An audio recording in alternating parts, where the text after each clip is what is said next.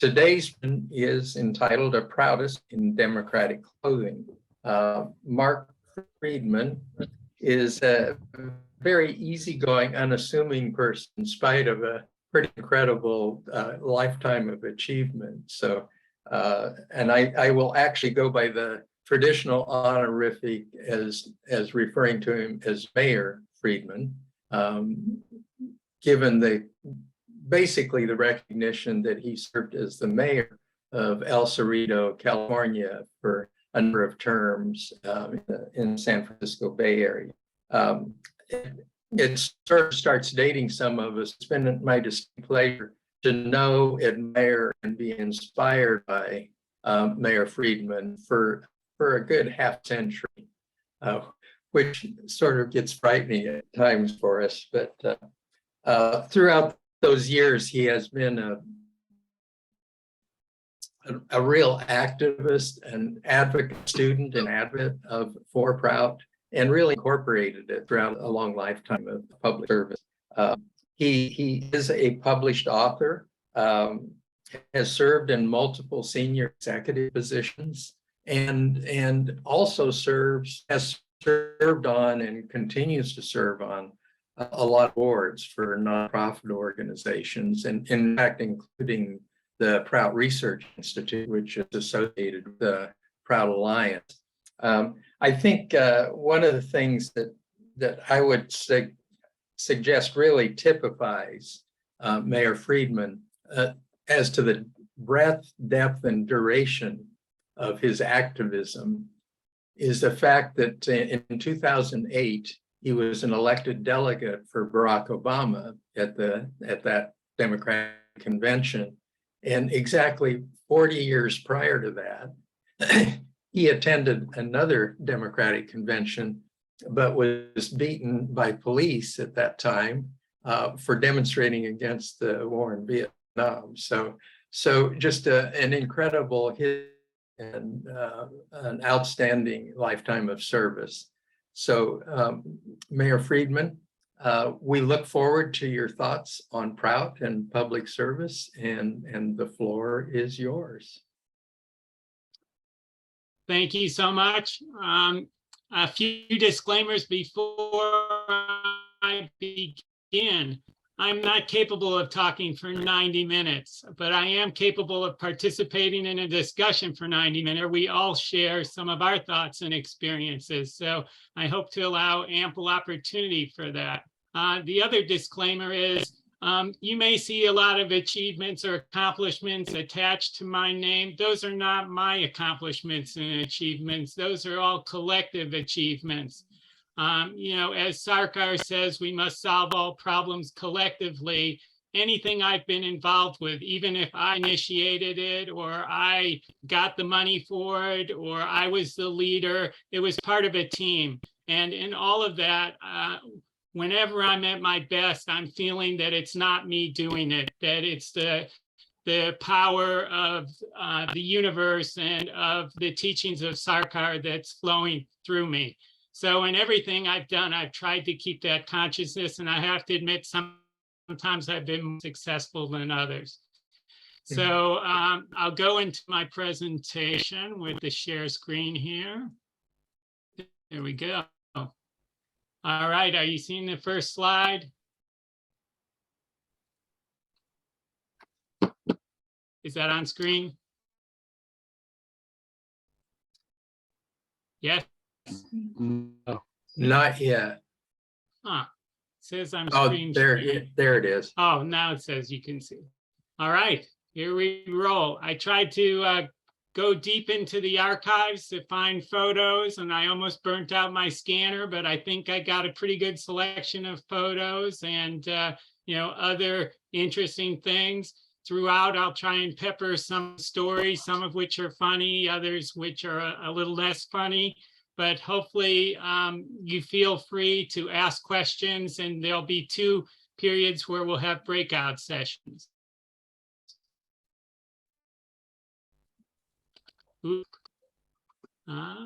There we go. Okay, today's presentation, start with the political journey, resume, focus on activism, talk about PROUT and Sarkar on democracy, deal with elections and government service, then a breakout session on local issues, career highlights, lessons learned, national and global situation, discussion on potential PROUT solutions and breakout groups, and last but not least, hopefully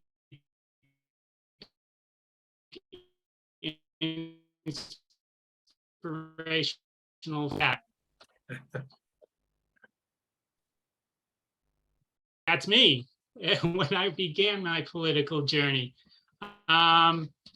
You see my pants are painted on. I was in art class in high school, and when I had extra paint, I didn't want to waste it, so I just painted my blue jeans. I did get sent to the principal for that, and they didn't have a regulation against painting on your pants, but he tried to create one.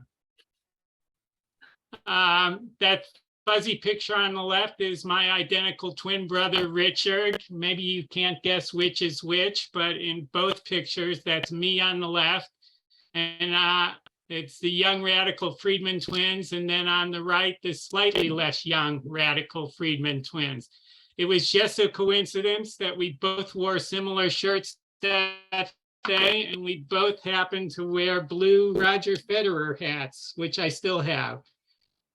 I started my political journey as a young child when I used to stay up late and watch on the black and white TV, the national conventions, both the Democratic and Republican. There was something about that political process that fascinated me. And I can't say I agreed with a lot of what I was hearing, but I just found the whole process to be one that was very important for the lives of so many people. So my first Peace March was 1967, and it's also my first rock concert the same day as the Peace March. I managed not to get arrested that day, although many people did, and the concert that night was the Mothers of Invention opening for Cream. Some of you are old enough to remember both of those groups. This is in a small town about 20 miles outside of Chicago. My twin brother and I and a friend from high school borrowed my father's car and drove into Chicago and attended a whole series of rallies that culminated here in front of the Hilton Hotel on Michigan Avenue, and Paul were standing, chanting things like, hey, hey, LBJ, how many kids did you kill today? Peace now, etc. Here's the links of police at the bottom getting ready to charge into all of us. Here's what they did. They grabbed anybody they could and started beating with billy clubs. It was very frightening. And that guy beat there did not run as I did, or he was situated in a worse place. I was able to run out of the crowd into the park. And fortunately, the police did not chase us into the park. It was dark, and there was a 20-foot drop to the railroad tracks in that park that if they had pushed us, there would have been many people injured. I did get hit, and to this day, I think the Chicago Police Department owes me for a shoe that I lost when I ran away from the billy clubs. As John said, 40 years later, there I am as an elected delegate at the Democratic Convention. 100 people ran the Obama delegates. About 1,000 people showed up in Oakland to vote for those delegates. And I was one of the top vote getters and was an elected delegate. That blue arrow you see is pointing towards where I am, about 75 yards back from the stage. There's pictures from inside the convention center. That's my son, Prahlad, who now lives in Brazil. And that's my wife, Carolyn, who's in one of these squares here. That's right before Barack Obama gave his acceptance speech. So it's quite a journey from 40 years getting beat up outside to being inside as an elected representative. I'll get into some more details about that in a minute. Here's my resume. I'm not going to read all of that. I'll just talk about my position. I was in semi-retirement in 2020, the beginning of the year, and a friend of mine who's was an elected official on the Eden Health District recruited me to apply to be their CEO. It's a small public health district that when I got there, they were kind of directionless. And within 1 week of my starting on March 2nd, 2020, the purpose of the district became all pandemic all the time. We set up some of the first testing sites within the East Bay region, which I'll explain in a minute. We set up vaccination. We immediately sourced KN95 mask and distribute over 100,000 to frontline workers in grocery stores, in-home support services, nurses, school teachers, and continue those activities to this day. We also put out a twice a week now, it used to be daily, bulletin with all of the latest COVID information locally, statewide, nationally, and internationally. Previously, you can see I had a few positions doing different things, but all pretty much in public service, working in the areas of economic development, labor, healthcare, and early education. This is some of my current community service on those boards, and then prior community service. I think noteworthy here is the Alameda Health System board. That's about a $1.5 billion budget that runs about 5 public hospitals in Alameda County, of which Oakland is the largest city. I think what you can conclude from this list is that I really have trouble saying no. Just like when John asked me to do this, I thought, that's going to be a lot of work preparing for that. But yeah, it's for PROUT and it's for the Alliance. Yeah, okay. And that's pretty much my thought process through all of these. These people are all really good teams of people working to make the world a better place. And many of them are focused on providing basic human needs to those most vulnerable, is why I thought that they were very compatible with PROUT's mission and with our overall goals. Any questions so far? I think John and Prakash are gonna moderate discussions. You can ask a question in the chat or raise your hand. Okay. Here is a picture of the East Bay. This is the East Bay Park District, which covers 2 counties.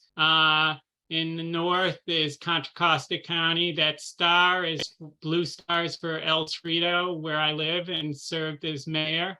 That blue balloon is Oakland, the largest city in the district. And across the Bay Bridge is San Francisco, which I indicated by a green dollar sign because it's so expensive to live. And that brings to mind a funny episode of The Simpsons.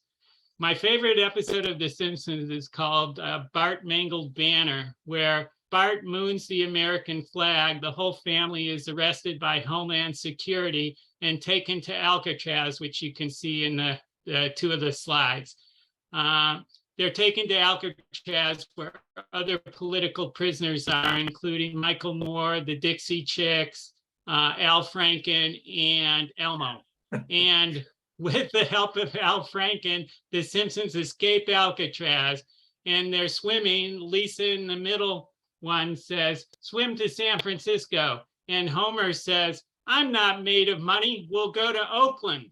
And there you see Oakland with the smokestacks and looking slightly disheveled, where San Francisco is glittering tall skyscrapers. To this day,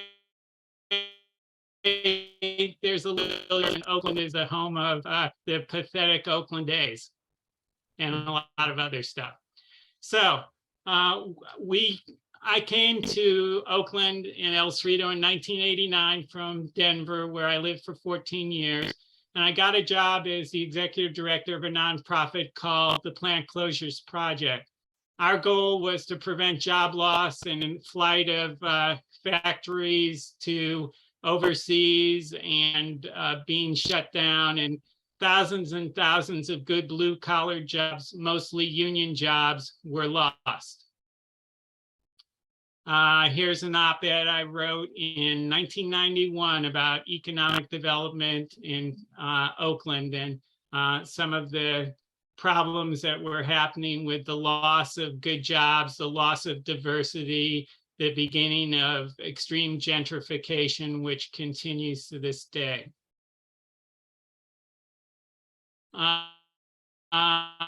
In my work as an activist there at Plant Closures Project and beyond, I got to work with many well-known activists, including Jim Hightower, who I worked with on the financial democracy campaign. I marched with Cesar Chavez, Jim Hightower and Barbara Ehrenreich, who unfortunately recently died, did a fundraiser for me when I ran for state assembly. Michael Moore, the premiere of his first film, Roger and Me, was a benefit that I organized for the Plant Closures Project in San Francisco. Here's another group of activists, Frances Moore LePay, who wrote Diet for a Small Planet. I worked with her on various issues. She did some work with us at Renaissance Universal in the early days. Director and activist Rob Reiner, who I worked with very closely in the creation of the First Five movement, which is for children in the first 5 years of life. I ran Alameda County First Five for about 15 years and was president of the statewide association, and worked really closely with Rob Reiner, who was the person who wrote the initial legislation that voted on by the people of California back in 1998. That is 50 cents per every pack of cigarettes, and the money all goes for early childhood programs, including healthcare and early education. So this photo is taken at a statewide conference of about 500 people, and they assigned me to roast Rob Reiner by myself. You know, usually when they do celebrity roast, they have like, 10 or 15 professional comedians, but it's just me. And I'll remember the funniest line from that talk that Rob Reiner was almost upset about, but he was laughing too hard to be upset too much. So this is what I said. Rob Reiner is such an action-oriented guy. When he chairs the meeting of the statewide First Five Commission, he not only directs the meeting, but he makes most of the motions himself. Most of the time when you run a meeting, you're looking for one of the members of the board or committee to make, but Rob makes the motions himself because he can't wait. He's such an action guy. In fact, he was in the office the other day and he walked in and there was a guy just standing around, and he said, "We have too much important work to do to help the children. We can't have people just standing around doing nothing." He pulled out his wallet and gave the guy $300 in cash and said, "Get out of here. We don't have any use for guys like you." And then the guy took the money and he left. And then he said to somebody in the office, "Who was that guy anyway? What was his role in the organization?" I said, "Oh, him? He was the pizza delivery guy."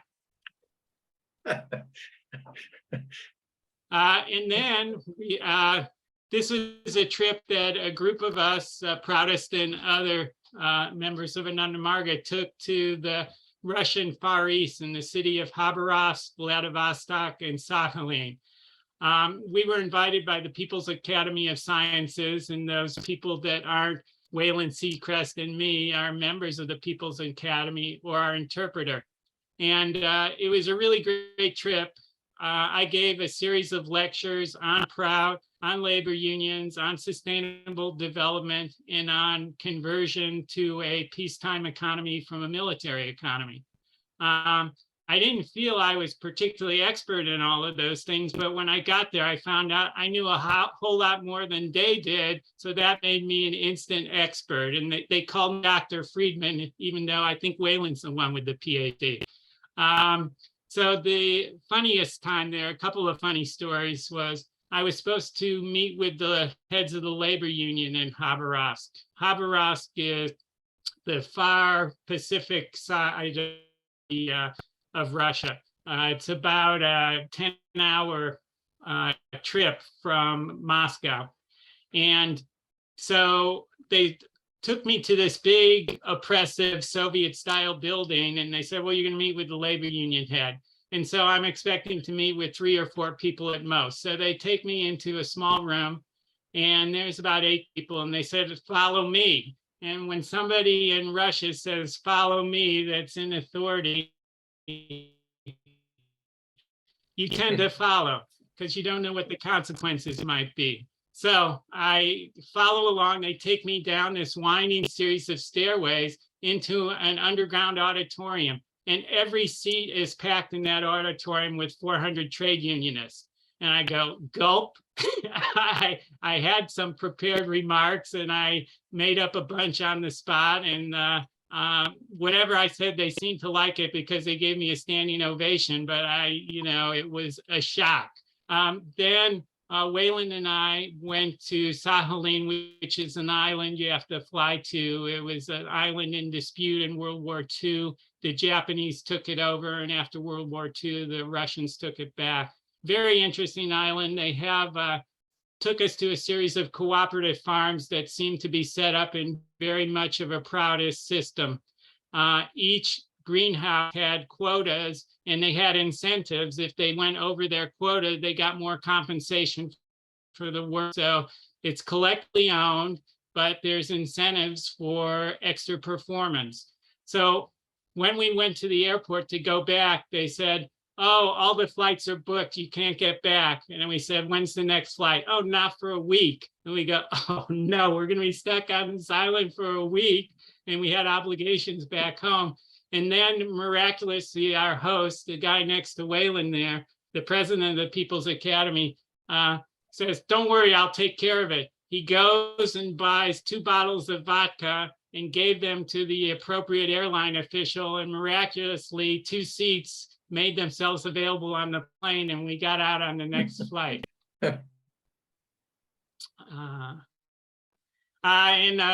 My favorite activist and one of the preeminent Proutists in the world is here, Dr.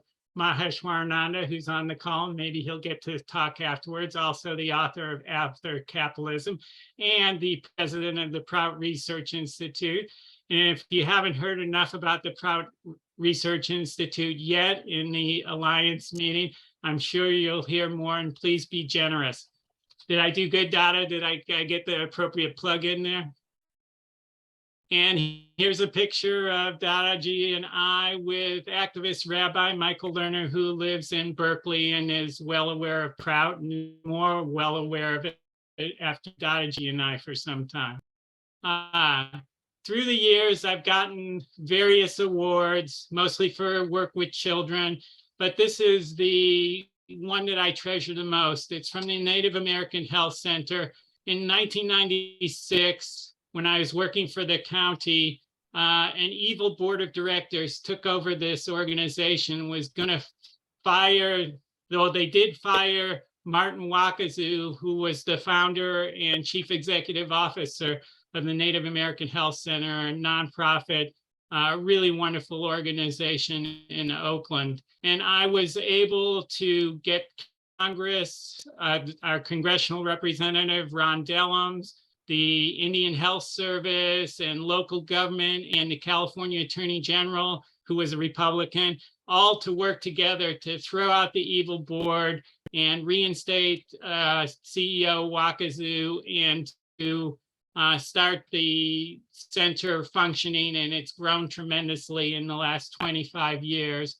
And so they were so appreciative. They gave me this award. They gave me a beautiful wool blanket and a really large, when I left one job and had a retirement party, they came and gave me this really large, fancy, handcrafted arrow which I think my wife Carolyn promptly vanished to somewhere where I can't see it in case the grandkids come over. Now we get to the real words, not mine, PR Sarkar on democracy. I think many of us that are longtime Proutists are familiar with these concepts. I'll just read this pretty quickly. So the prerequisites for the success of democracy are morality, education, social, economical, political consciousness. Leaders, especially, must be people of high moral character, otherwise the welfare of society will be jeopardized. I'll skip part of it. The farce of democracy has been likened to a puppet show where a handful of power-hungry politicians pull the strings from behind the scene. In liberal democracies, capitalists manipulate the mass media, such as radio, television, and newspapers, while in socialist democracies, the bureaucrats lead the country to the brink of destruction. In both forms of democracy, there is little scope for honest, competent leaders to emerge in society and virtually no possibility for the economic liberation of the people. So note that line about the farce of democracy has been likened to a puppet show. In preparing for this, I did a lot of internet research and I found this amazing photo from 1977 that, does everybody recognize those people? On the left is master puppeteer, Arun Glassman. On the right is amateur puppeteer, part-time retired puppeteer, me.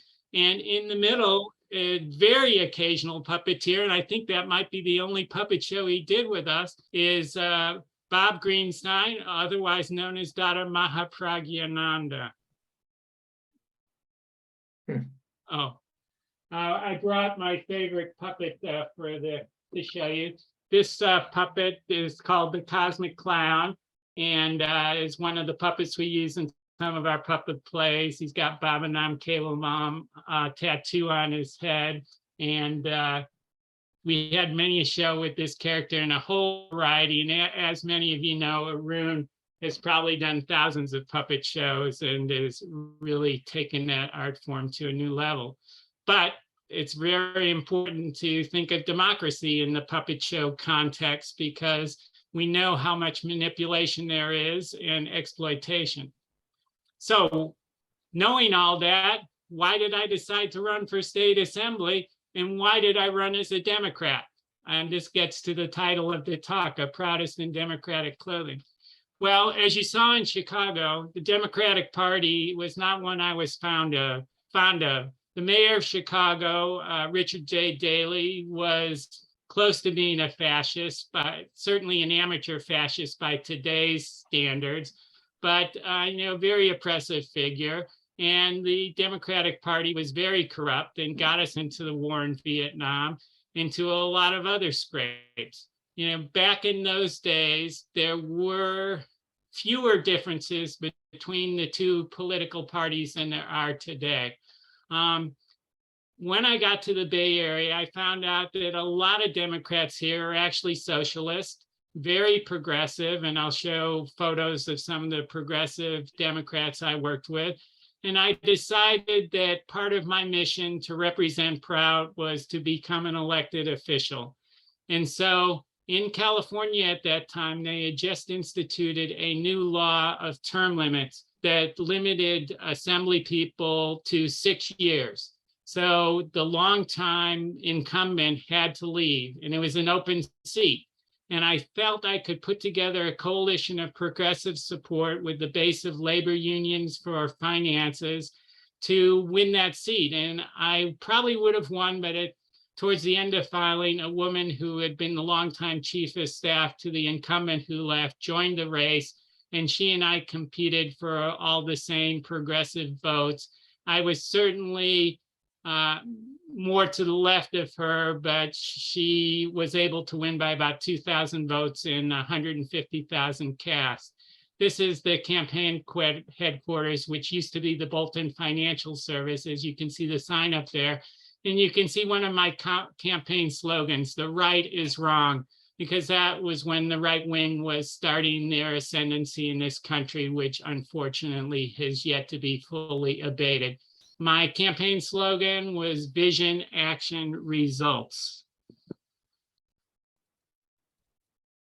I was able to get some really good endorsements. I'm just going to read a few paragraphs of this. This is from the progressive weekly paper, San Francisco Bay Guardian. It says, our choice is Mark Friedman, a former organizer with the Plant Closures Project, who freely and unabashedly proclaims that the single biggest issue in California today is the maldistribution of wealth. Friedman has a clear, coherent, and intelligent platform for revitalizing cities, creating jobs, and spurring economic development from the bottom up. He favors tax credits for businesses and co-ops that create decent jobs, community reinvestment banks, and higher taxes on the wealthy and big business. He understands the importance of public power as a progressive response to utility regulation. Going on down. He'll need a lot of seasoning, but he has national connections, Jim Hightower and Barbara Ehrenreich, and good instincts. Ehrener, that's the woman who won, would fit in well in Sacramento and hit the ground running. Friedman wouldn't fit in at all and might even shake things up. That's good enough for us, but not quite good enough for the voters. The conservative West County Times endorsed me. And I'll just read a little bit of this. One of his strengths, Friedman's strengths, is achieving consensus with diverse groups. He helped bring together labor, business, and environmental interests, for example, in dredging for the Port of Oakland. And this West County Times, which became the East County Times, will show up in this presentation in a few minutes. Any questions before I move on to how I got on the city council and got to be mayor? Yeah, I have a question in the chat. Is anybody monitoring the chat? Well, I'll just speak it. Maybe you're about to get to that, which would be great. I was just wondering how, backing way up, how you got to the place where you were an art student to being an executive, and what happened in between there that made you kind of move along that trajectory. All right, well, the simple answer is the grace of PR Sarkar. The more complicated answer, and it's a really good question, is, so I was an art student in Seattle at the Cornish School of Allied Arts, and one of my fellow students is on here, Lisa, also ex-wife. Lisa, and I joined in on Namarga in 1972 and immediately changed my whole life. Went to LFT training in Los Altos Hills with Didi Anandamitra and Giri Dara, Tom Barefoot, and went back to art school, and then had a scholarship to the University of Washington when Dada Jitishwarananda recruited me to come to Denver and be head of the Renaissance Artists and Writers Association. So I put my artistic and academic career on hold to work on behalf of that mission of establishing art for service and blessedness. So as an academic detour, I eventually picked up a couple of degrees, a bachelor's degree and a master's degree. But what's great about your question is, I was a young 22-year-old kid put in charge of a program for all of North America. And I had not run much of anything before that, but I got such great on-the-job training and learned, and we had such a great team of people working with us in Denver that I grew tremendously and was able to nurture some natural leadership skills and channel the force that comes from the PROUT and ideology to find myself often in the right place at the right time to make a real difference, and eventually picked up leadership skills and training to become somebody able to run large organizations. But a really good question. Any others? Thank you. Thanks for the question. Okay, so after I got defeated for assembly, there was an opening in the city of El Cerrito on the city council because somebody left 6 months before her term ended. And so since everybody knew me from the run for state assembly and many of the city council people had supported me in that effort, they selected me to be on the city council. That's where I was sworn in. In the middle in blue is the mayor, Norma Jellison. So at my first city council meeting, on the agenda was a give back of over $1 million to a developer who had built an apartment building next to one of the rapid transit stations. So it was transit-oriented development, positive environmental project, but he wasn't making the profit he thought he was going to make when he entered into the agreement with the city. And he wanted the city to renegotiate and give him over $1 million in public funds. So even though it was my first meeting, I couldn't stand back and let that happen. So I spoke up against it. I said, I wasn't appointed to the city council in order to serve the wealthy. I'm here to make sure that low-income people and people who are vulnerable get the resources they need to thrive. Very much a proud concept. And I was the swing vote, and we turned down the giveaway to the developer. And the mayor picked up her packet, threw it into the recycling bin, and swore at me and said, boy, we really made the wrong decision appointing you. So it was a rude awakening, but one where I felt that it was great to, on the first controversial vote, be on what I felt was definitely the right side. There's just a mayor's gavel at the end of every term as mayor. They give me one of these, and they're attached to a wood plaque, so they're hard to use if I need to use it to fight off anybody. Here is after I was elected the first time. It says re-elects, but I think this was the first actual election. I had been appointed before that. So this is a really nice photo on the front page of that same paper that we'll see again in a minute. There's El Cerrito City Hall. And I was responsible for City Hall. When I got on the council, we had trailers because after the 1989 earthquake, the previous City Hall was unusable. So City Hall was in a series of cheap trailers. And I said, you know, this isn't really appropriate to conduct government business in trailers. And it took 10 years from when I first brought this up every chance I could before the new City Hall was inaugurated. This is a picture of El Cerrito actually at sunset from our house. And that's the Golden Gate Bridge and across to Marin County. And you can see some twinkling lights of El Cerrito. I get so many dramatic sunsets here, but this was one of the most dramatic.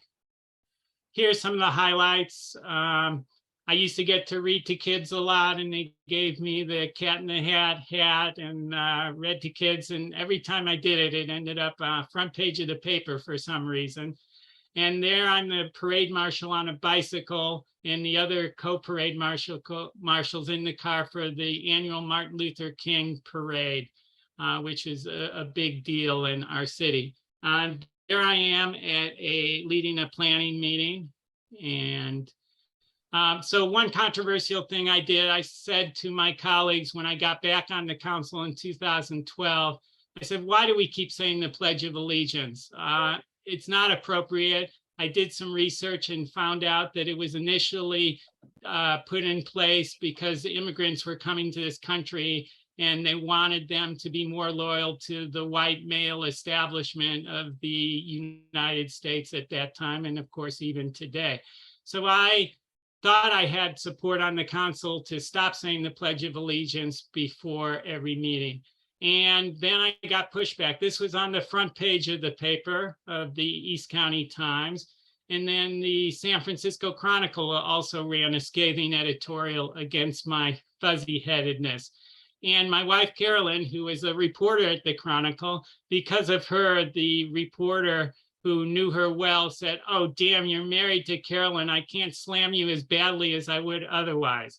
But he still had some things to say. So this is the East Bay Times on the front page. I don't blame Friedman. I think he contracted an infectious strain of Berkeliosis. It's an illness that causes relatively inconsequential elected officials who should be balancing their budget and keeping their roads repaired to think deep thoughts and seek grand answers for issues that don't need solutions. San Francisco Chronicle quotes me. I'll skip the first part. In an argument to end the custom, Friedman said that in a world without liberty and justice for all, the pledge has lost its meaning. And in an interconnected global society, relationships between people have become more important than diplomatic ties between nation states. We are one planet. So my colleagues got freaked out from the press, and all that they ended up voting for was giving an option of, say, please join me in the Pledge of Allegiance, or a moment of silence where I would stand up and meditate. Now we're going to have a breakout session of about 10 minutes on local issues. So the question is this: what's an important issue in your community, and what potential Proutist-inspired solutions could be implemented? So I think Prakash is the master of the breakout session, and he will be assigning people, and we'll be back in about 10 minutes because we got a little bit more ground to cover. Any questions before we go to breakout? All right, let's go.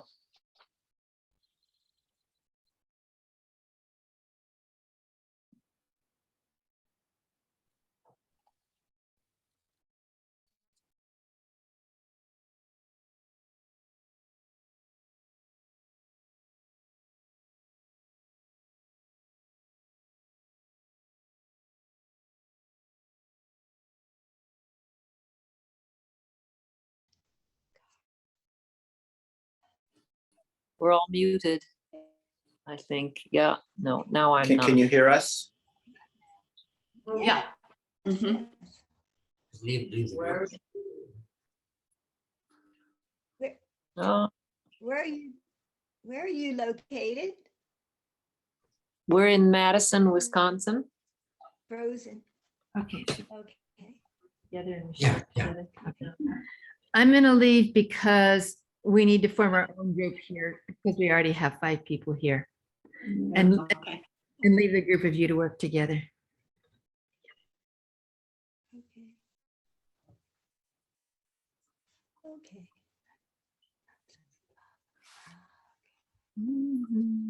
So, okay. I'm not sure what the, Questions? Oh, something about our communities. What are some of the problems? Is that correct, Natalie? oh, Yes.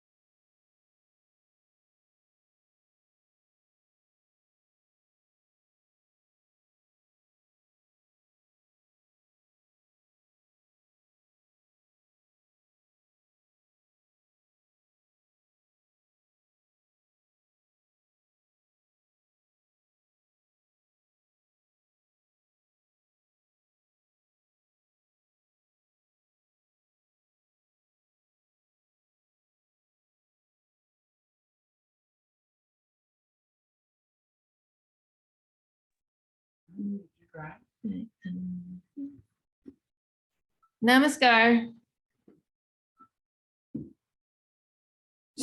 So we take. Am I leading? All right. Okay. I couldn't remember.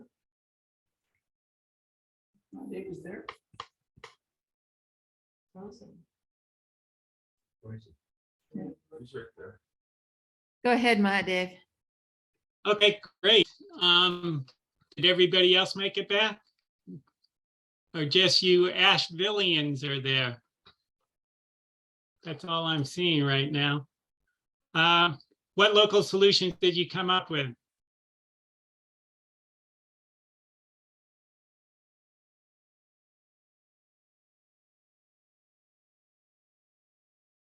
Anybody there?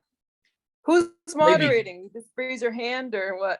You just Maybe go go ahead. by groups. What was group one, and then just kind of I sequentially don't go. think we're gonna have time to hear from every group, so why don't we just get a few highlights? Because we've only got, what, 25 minutes to go?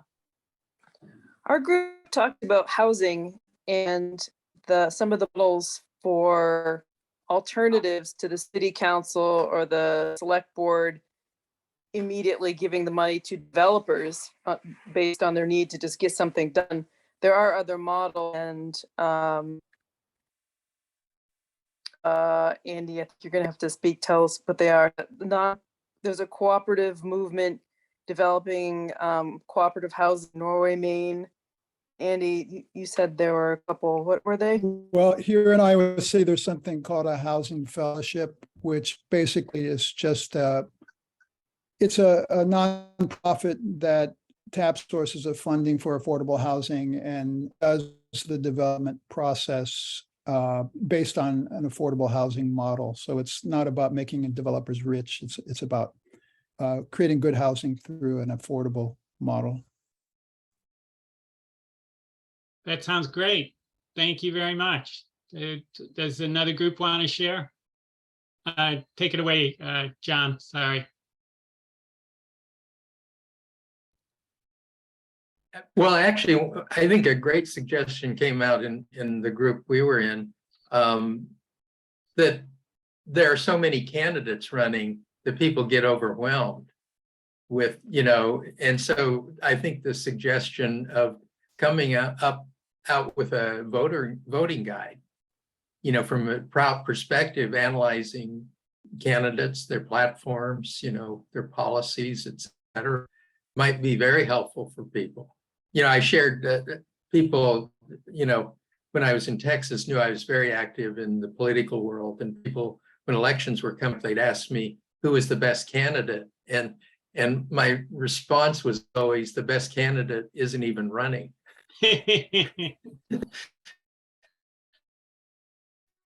Kind of back to the quote that you had from Sarkar, that a lot of people that would be great just don't even want a part of it. So I think very much to your credit that you did jump in and make a difference. Thank you. Yeah, that's a great suggestion. We could also host candidate forums and have them address issues like some of the ones that came up in our group were biodiversity, the impact of Ukraine. Brother Amritesha from Germany was in our group and shared with us some of the tremendous social economic impacts, environmental, of the war in Ukraine or against Ukraine. So yeah, those are great ideas. Do we have any other groups that would like to share some of what you came up with? I could share. Oh, go ahead. Well, I one of the ways that would be one of the impacted people, and one of the questions I brought up was in regard to the Democratic Party, which obviously is sometimes a very necessary mitigating part of it's still we still need to find ways to be more effective by getting the Democratic Party more responsive to the grassroots initiatives of impacted people. getting more resources to flow to those actions. Of course, one way we're working on that here in Louisville is by really the concept of building coalitions that become constellations that then become a little bit of a force that can get the attention of the Democrat candidates and whatnot. Just as a general strategy, we've been working on this building of constellations, but starting and looking very attentively at initiatives that have been started by people and growing those. That's great. That's wonderful, Jeff. And I'm glad you shared that. It's so important. Yeah, the Democratic Party has been responsible for a lot of damage to the planet and to humanity through the years. Right now, the difference between the Republicans and the Democrats is as great as it's ever been, probably because of the Republican tilt or surge towards fascism. And I don't want to say his name, but that previous guy who allegedly served as president, has dragged our country and the world through a lot of muck and showed some of the ugliest aspects of humanity right there for a public to see. I'm reminded of a story. This relates to capitalism and communism, but you could, in many decades, relate this to the Democratic and Republican Party, but I'll tell the story in the old way. So this capitalist is up in front of a group of people giving a speech, and he's talking about the value of private enterprise and incentives and capitalism and the drive, ambition, innovation. And a wild-haired radical in the audience, who probably looked a lot like I did in that initial picture you saw of me, stands up and says, "This is ridiculous. The capitalist system is based on man exploiting man. In our communist system, it's the complete opposite." Jokes don't go over as well on Zoom where everybody's muted. I don't know if they're funny or not. But No, I heard at that's least great. one chuckle. How about one more group? What local solutions you came up with? So in group 4, I was talking about in Lane County in Oregon, the city of Eugene, a big transportation project is planned to go in, and it looks as though the community and the small businesses that'll be most impacted have not really been a part of the discussion. So I think the PROUT solution would be a lot more outreach and getting real input from the people who are going to be impacted, instead of remote data studies and so on that seem to be going towards a predetermined outcome anyway, but where people could really be empowered to say yes or no. That's fantastic. Thanks for sharing that, Natalie. I think we're going to move on now. And if you have other local solutions that you talked about, please put them in the chat. Any questions before we move on? Okay. Am I sharing screen still? No. All right, let's see. Share screen.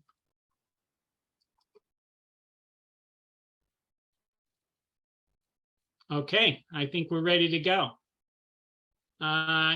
Okay, so now I'm going to show some elected officials I work closely with. That's Governor Jerry Brown in the middle and me in the left rear. So as most of you know, I spent many years, over 15, working in early childhood development. And so I had a series of meetings one-on-one with Jerry Brown when he was governor. This is probably the first and last picture he ever took at a preschool childcare center, because he doesn't have a natural affinity for children, has no children, and doesn't seem particularly comfortable around them. But the kids enjoyed having them there, as did the teachers. a couple of funny stories about Jerry Brown. When he first moved to Oakland from San Francisco, this was well after he had been governor his first go-round. I think he was plotting his political comeback by starting as mayor of Oakland. So he and I had a mutual friend who asked me to put together a series of luncheons at Jerry's commune to talk about community economic development. And so I got a very diverse group of people working in the Asian, African-American, Latino community together to have lunch with Jerry and his fellow commune members. And Jerry would love to say provocative things. Like at one meeting, he said, why don't we have a law that everybody who works in Oakland has to live in Oakland? I said, you mean public employees? Because some communities want firefighters to live in the community, etc. He said, no, everybody. And I'm thinking, yeah, we're going to put a moat around Oakland and we're going to require IDs when you leave or come in. And, you know, he would say stuff just to provoke us, and stuff like that was pretty provocative. Then this is a funny story that I alluded to earlier with the other Mark Friedman here. So one time on my cell phone, I get a call and it says Governor Brown. And so, you know, I had met with him a series of times. That didn't surprise me. He had my number. And he starts off right away, and he can talk, right? He says, Mark, I've got a really big problem. I need you to solve it right away. I said, what's that, Governor? And he said, the shower is leaking in the apartment and you got to get somebody over here to fix it right away. And, you know, this is not right. And I said, I let him go on for a while because it was so entertaining. And I said, this is a Mark Friedman from First 5 Alameda County that works with early childhood. And I realized that his landlord in Sacramento was also named Mark Friedman, and he hit on the dial the wrong Mark Friedman. He pivoted very quickly and he said, oh, Mark, how's that childhood quality thing going? You know, I'm dubious on that. I said, yeah, we already had you down as dubious. So he did appoint me later on to be head of the statewide advisory council for early learning. Here's some other elected officials I've worked closely with. That's our current governor, Gavin Newsom. I spent a lot of time with him preparing his early childhood platform for when he was running for governor. Congresswoman Barbara Lee, many of you know, one of the most progressive socialist members of Congress. I worked closely with her when I started Community Bank of the Bay, and also on the conversion of the military bases to peacetime use. Former Congressman Ron Dellums, worked very closely with him also on the conversion of the military bases. Kamala Harris, our current vice president, I knew her when she was district attorney in San Francisco, and the only actual thing I did with her is I sat next to her in the skybox at a Golden State Warriors game at the Oakland Coliseum. And then that's our current Attorney General, Rob Bonta, there with Kamala Harris. Some career highlights. I'm not going to read all these. Anybody who wants the slides, I'm glad to email them to you. They deal with base conversion, work at First 5, increasing the minimum wage in El Cerrito. We increased it to $15 in 2015 on my initiative, and now it's close to $17 because we put an escalator in.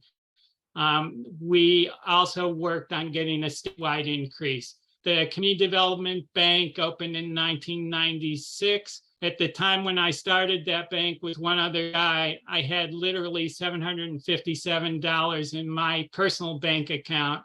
I've got a little bit more now, but we started a bank by getting a team of people who saw this as a tremendous need in the community. Moving along, new City Hall, you saw that. I ran the TJ Long Foundation and turned them from just a kind of charity organization to supporting a lot of community organizing. Runs for office, I lost the first, won 3. Worked on tax measures for children. Now here's some things that didn't work out so great. I'm not trying to say I'm the world's greatest politician, far from it. I work closely on single payer health insurance, and we haven't got that yet. Obamacare and measures in California have greatly increased access, but we're still in an industry that's controlled by money and pharmaceutical companies and big healthcare companies. And we have a long way to go to get anywhere close to the sort of single payer healthcare you have in many countries in Europe, Scandinavia, and Canada.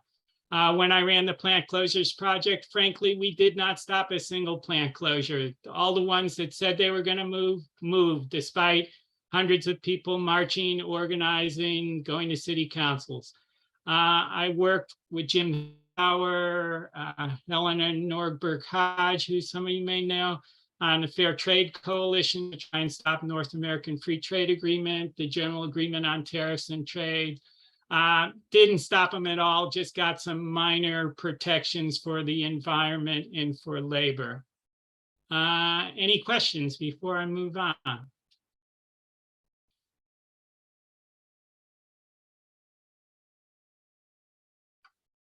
All right. My work at the East Bay Community Foundation, I'm chair of the board. This is just a snapshot. The one major contribution I had there is that the first retreat was I was on the board. I said, you know, we don't really have a theme for the work that we do. We're like all things to all people. We'll give to the arts, to kids, to mental health, healthcare, and, you know, wide variety of stuff. What is our theme? What ties us together? I said, what about a Just East Bay? And they all looked around and they said, yeah, Just East Bay, that's important. And so it took them literally 2 years to implement that, but now that's the whole theme of the Community Foundation, is supporting community grassroots organizations to establish justice in the East Bay. All right, now the lessons learned. I learned about the power of the status quo in capitalism. The extent to which money controls our elections and how easily people are manipulated. Even in progressive California in the East Bay, we see California gave us the tax revolution in 1978, which was called Prop 13. California gave us 2 actors as governor, Ronald Reagan, who was disastrous for our country, and then Arnold Schwarzenegger, who is a lot less disastrous. But why? Because they're celebrities and actors. Are they qualified to run a state? But California easily manipulated, like all places, because of lack of education, morality, social, economic, political consciousness. I found there's many activists and elected officials who embrace PROUT-inspired solutions when presented in an accessible way. Sometimes I was able to use the terminology of PROUT and to distribute PROUT information. I took Dada Deveshradananda to Jerry Brown's commune one time. We had a long talk with him, shared a lot of PROUT information. Governor Gavin Newsom, I gave him a copy of Dada Navanilamanda's meditation book because he said he wanted to learn meditation, and I never heard back from him. So I don't know if he picked up on it, and I did reach out to him. Elected officials are like everyone else, but they tend to be a little more entitled. Some much more entitled than others. Many are down to earth, very dedicated public servants. Some start out as dedicated public servants and end up as what's in it for me and my friends. And I could give many examples of that, but we don't have time. If any Proutists are interested for office, I'd be glad to spend extensive time with them, sharing some ideas on what they need to do. But to run for office, even in a small town like El Cerrito, which is 26,000 people, you need a base of support that's financial and political. Whenever I ran, didn't raise money from Proutists very much. A few of you did contribute, thank you, but I didn't ask most Proutists. I wanted to use other people's money and save Proutist money for specific PROUT projects. And, you know, Amert and Amertel. So my base of support was pretty. so with them the plant close project. First campaign, personally, I raised $225,000, which was at that time dollars. Politics is rife with subtle and blatant corruption and nepotism. Jerry Brown got where he was because his father had been governor. Look at the Bush family, history of nepotism. Look at the family of that guy who claimed to be president, rife with nepotism and corruption. And the subtle corruption is even harder to spot. People steering contracts to their friends. Even in San Francisco, the head of public works is headed to jail because he diverted public ranch and for tickets to things. I had to quickly give up on the desire to be liked by everyone, which was my role in my family. Soon after I was elected, people started yelling at me. Oh, we can't have that. That'll bring those people here. Right away, I said, okay, get as angry as you like. I'm not changing my position, and I'm going to try and get others to support the progressive position. This could be a whole seminar on the weakness of our Constitution and political system. Just I'll single out people in the city of Oakland, and they've got 2 senators.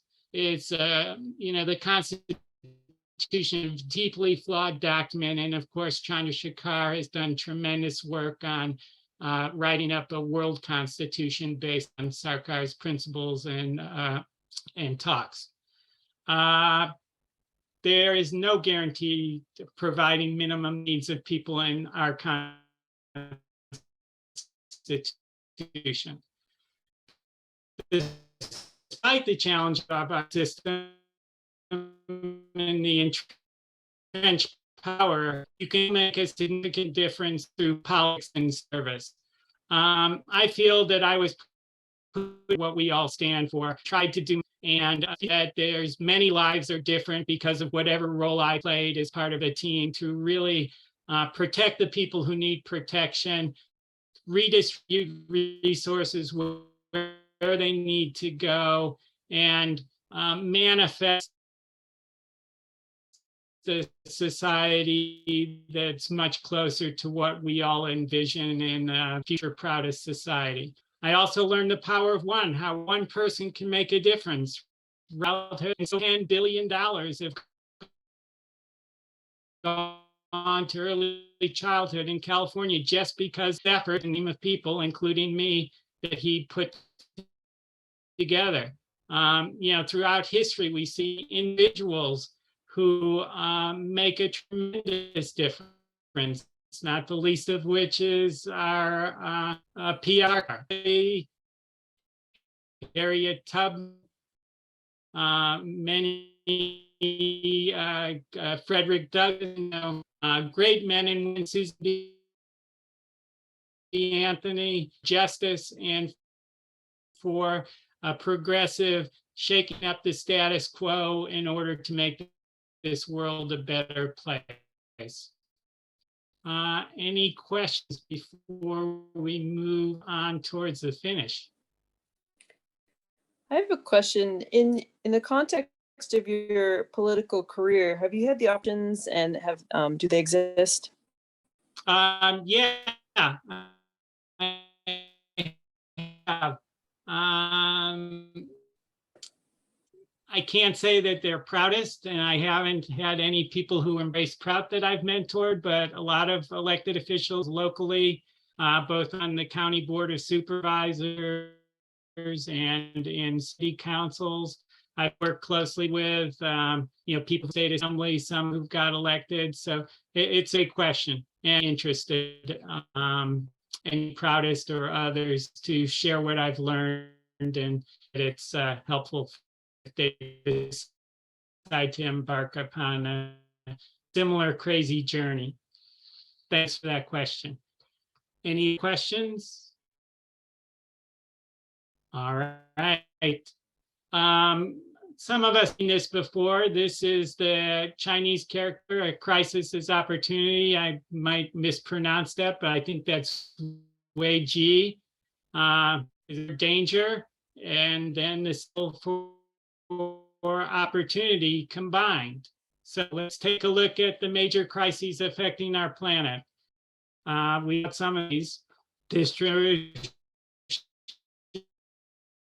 of wealth, climate change, nuclear threat, natural disaster. Of course, disasters seem to be getting worse due to climate change, and current what caused these crises.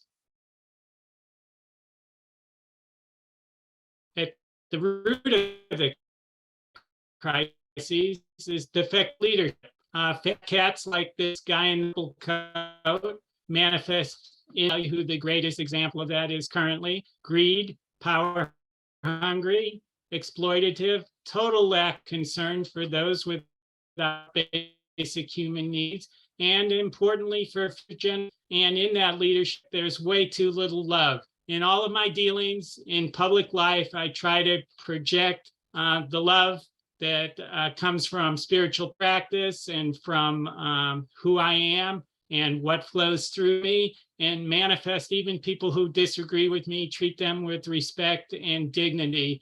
And that is not how politics is done in the future.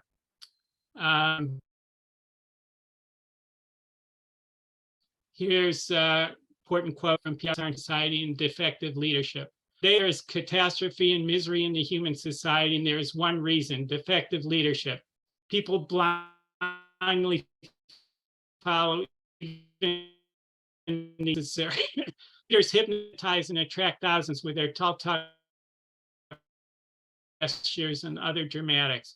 You should know the poverty and misery of people in any country are the sin of the leaders. True leaders should be vigilant and think how to work best for the human society, and etc. We're going to have, but we are running out of time. So in lieu of a breakout session, let's spend a few minutes talking about this as the complete group and sharing some of your thoughts about what we as Proutists might be able to do to advance practical solutions to those crises. And again, the ones here. Now, there's certainly other important issues. I think race is most important factors that contribute to distribution of wealth and, effective leadership and the existence of humanity. Any thoughts, ideas? Yes, I'd like to say that a list of crises, I think a very necessary one is lack of moral leadership.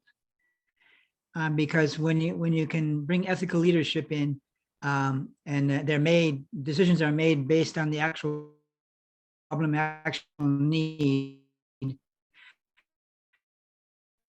then yeah, exactly, which is the point here, and the point that Sarkar made is those crises couldn't be solved. I mean, some seem like they're acts of nature, but there's human decisions that are made and leader decisions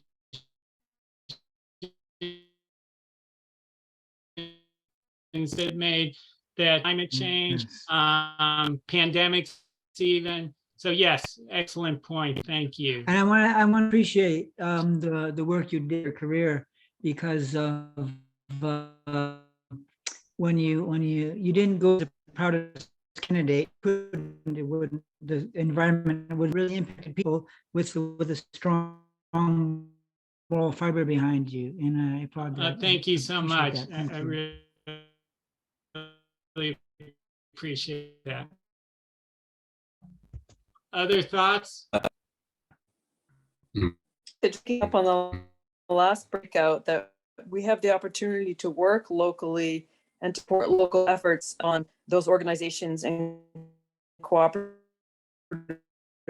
movements that are already working towards this, aware of them, and build relationships to find, whether it's a local health food store, calling up town manager, looking at the minutes of the agendas, the meetings, to see what topics are coming before, or just a couple of ways to find. That's a great point, because in most parts of the our continent and even our world, than in Asheville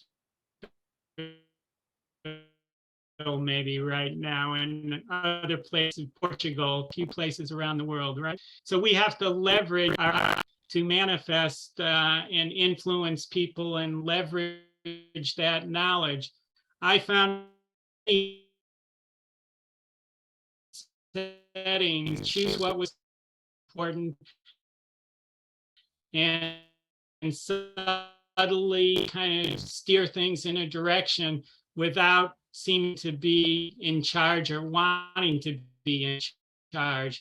And I think what they do is leverage that special knowledge that we have in ways that people can relate to.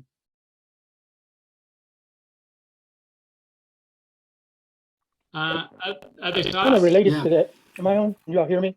Oh, because it doesn't, Yeah. it's not showing up. But sort of related to that is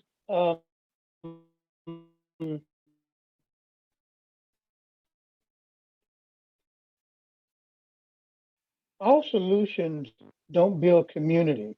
And this is involved in those solutions now. And so community is not built in the solution making process.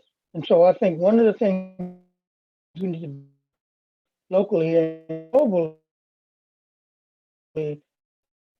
is look at cases that is involved making sure that the resources are getting in the hands of community members.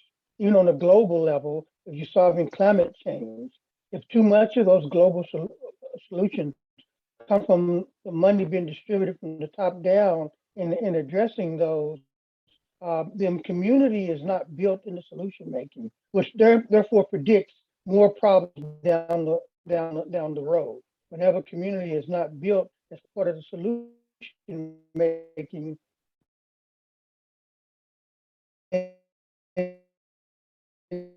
you are just basically going to perpetuate the circumstances that lead to problem making, community building, and application of resources according to the interests of some a few or elite. Well, you very articulately put forth basic PROUT principles of decentralized economy, which I have several quotes from Bauer. I'm not going to have time. Liberal democracy or political democracy is not our ideal. Our ideal is economic democracy, which comes from decentralized and grassroots, just as you expressed. So, inspirational big finish.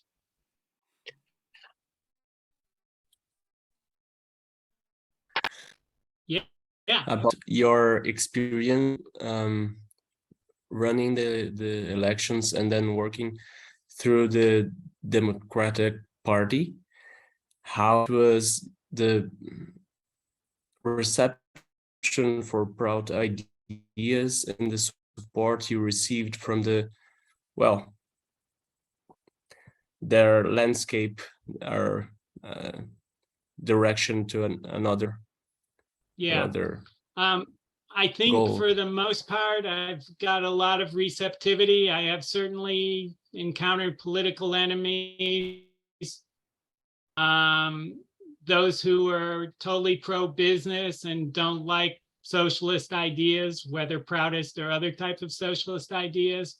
But in general, in the Democratic Party in the San Francisco Bay Area, there's a fair number of socialists.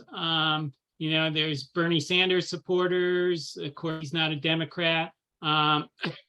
but a lot of Democrats supported him, and he ran in Democratic primaries. Congresswoman Barbara Lee is a good example of somebody very receptive to Prout ideas.